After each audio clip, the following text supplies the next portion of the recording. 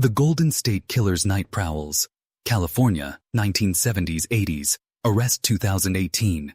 The knock that shouldn't have been there. If this story keeps you up tonight, just remember, someone once stayed awake long enough to catch the monster who made millions afraid to sleep.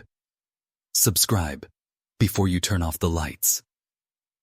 It was a warm spring night in 1977, the kind where the streets of Sacramento were still, and the air hummed with crickets. A young woman named Jane Carson sat alone in her small home on Paseo Drive, half watching a late-night TV show. Her husband was away on business, so every creak in the house felt louder than usual. At 2:30 a.m., she heard a faint tapping at her sliding door. Soft, measured, almost polite. She froze, the remote in her hand. When she stood and looked, she saw nothing. Until the tapping turned into the sound of something scratching the glass. She backed away, heart pounding. Then the phone rang. A deep whisper came through the line. Just 3 chilling words. "I'm watching you." The call disconnected. She dialed the police, but by the time they arrived, the backyard was empty. What they didn't notice, what no one realized yet, was a single shoe mark in the damp earth. It was small, deliberate, and it matched a print from another unsolved break-in 2 miles away. Over the next weeks, Sacramento would learn that Jane hadn't been alone. Dozens of families began reporting noises on their roofs, sliding doors left open, phones cut mid-call, and shadows crossing their backyards. No one saw him clearly, but everyone heard him. The footsteps, the whisper, the quiet tapping at the window. He struck when the lights went out, moving like he knew every inch of the home. Sometimes he'd leave stolen items, rings, photos, children's toys, placed neatly where police could find them, as if mocking the idea of safety. By the summer of 1977, police realized these weren't random intrusions. They were rehearsals. Someone was learning how to hunt in the dark. And soon, California would give him a name. The East Area Rapist. The phantom who never left witnesses, only silence. By the end of 1977, the quiet suburbs of Northern California no longer felt safe. Windows that once framed warm family dinners now stayed sealed behind locks and boards. Police scanners buzzed constantly with reports of prowlers, cut phone lines, and dogs barking into the night. But there was something different about this man. The one the papers called the East Area Rapist. He wasn't breaking in for money. He was breaking in for control. Investigators noticed his pattern. He studied homes for days, sometimes weeks, before attacking. Neighbors recalled seeing a man on a bicycle, wearing a ski mask even in summer. Sometimes, he phoned his victims in the days before, just breathing on the line, or whispering their names. It was psychological warfare, and it worked. People began sleeping with lights on, guns by their beds, and still woke to the sound of him cutting through their screens. Survivors described how he moved, calm, precise, like a soldier. He'd force couples to lie face down while he tied them with shoelaces. Then he'd stack dishes on the man's back, warning that if they fell, he'd kill them both. He'd whisper to the woman for hours while the man lay helpless, listening to his wife cry. When police arrived after dawn, the attacker was always gone. No fingerprints, no tire tracks, nothing but quiet dread. Residents started forming armed patrols, but he seemed to know their schedules.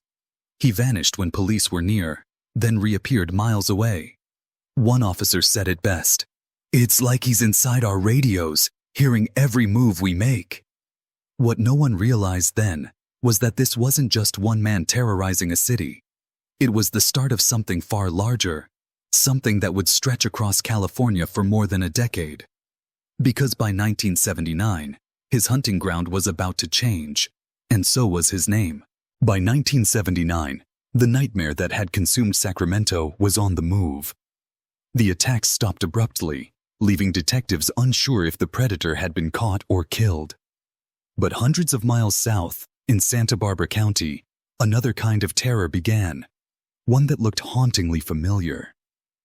A young couple, Robert Offerman and Deborah Manning, were found murdered in their home, both tied in the same strange knots that Sacramento police knew too well. Their phone lines had been cut. Shoe prints led away into the dark. To investigators, it was like déjà vu. The same precision, the same quiet cruelty. They began whispering among themselves, "He's back." Then more victims appeared. In Ventura, Irvine, Goleta. The attacks were spaced apart by months, sometimes years, but the signature was unmistakable. Dishes stacked on the man's back. The same blindfolds, the same eerie whispers. But now, there was something new. He was killing. The East Area rapist had evolved into the original Night Stalker. California's task forces united under one goal: stop him before he disappeared again. But every tip led nowhere. He wore gloves, avoided cameras, and studied police patterns like he was one of them. One detective even said, "He's not lucky, he's trained." Yet no one could figure out who he was, or how he vanished so cleanly after every strike. In 1986, after a final attack near Irvine, the violence suddenly stopped. For decades, the case went cold. Evidence sat in dusty boxes, and his name faded into myth. People who lived through it still slept lightly, jumping at small noises in the night. No one knew it then, but the man who had terrorized California for more than 10 years was still alive, hiding in plain sight. He had a family, a home, and a badge that once read, Joseph James DeAngelo, police officer. For over 30 years, the trail was cold. Boxes of evidence collected dust in police archives across California. Shoe prints, rope fibers, blood samples, and audio tapes of a man whispering words that haunted detectives long after they retired. The media called him the original Night Stalker. To the families he destroyed, he was simply the man who came when the lights went out. Then, in 2018, everything changed. Detective Paul Holes, working the decades-old case, decided to try a new technique: genetic genealogy.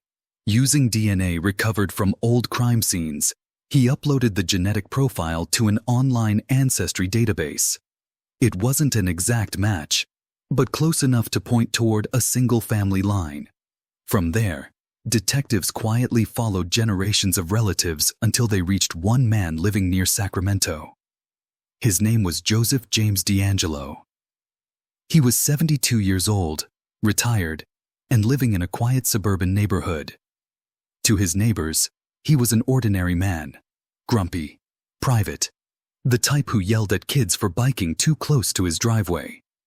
But when police tailed him, they saw something darker. He still followed women in grocery store parking lots. He still drove slowly past homes at night. When officers collected DNA from his discarded tissue, the results came back undeniable. After more than 40 years, the phantom who stalked California's nights had a face.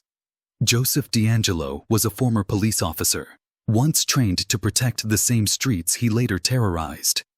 He had worn a badge, carried a gun, and used his training to outsmart the law for decades. When they arrested him, DeAngelo said only 4 words, barely audible, almost to himself: "I did all that." The man who turned midnight into fear was finally unmasked. When Joseph James DeAngelo walked into court in 2020, he looked nothing like the nightmare California remembered. Frail, thin, wrapped in an orange jumpsuit, he trembled as victims and their families filled the courtroom. Yet the silence that followed his entrance carried decades of pain. Every sleepless night, every whisper through a window, every light left burning in fear that he might return. He was charged with 13 murders and over 50 sexual assaults across California, from Sacramento to Irvine. The judge read each name slowly, and as every count was spoken, survivors stood one by one, voices breaking, hands shaking, but unbroken. They told him about the years he stole, The fear of footsteps outside their homes. The trauma that lingered like a shadow long after he disappeared. DeAngelo never looked up. Only when the judge asked for his plea did he whisper a single word: guilty. He was sentenced to multiple life terms without parole, ensuring he would die behind bars. Outside, reporters called it justice delayed, but not denied. Inside, survivors called it something else: closure. The same man who had once called himself the Night Prowler was now confined to a single, locked cell. Yet even with his confession, not every question was answered. Why did he stop in 1986? How many more victims were there? And how many nights had he still crept through neighborhoods long after the attacks ended, just to remember the fear he once caused? For decades, California lived in the shadow of a man who watched families through their own windows.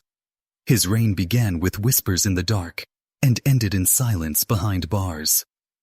But the truth that chilled detectives the most wasn't how he was caught. It was how ordinary he looked when they finally found him. Because the real horror of Joseph DeAngelo wasn't the mask he wore at night. It was that for 40 years, he'd been walking among them in daylight. If this story kept you looking over your shoulder, remember, some monsters never leave the neighborhood. Subscribe before the next one wakes up.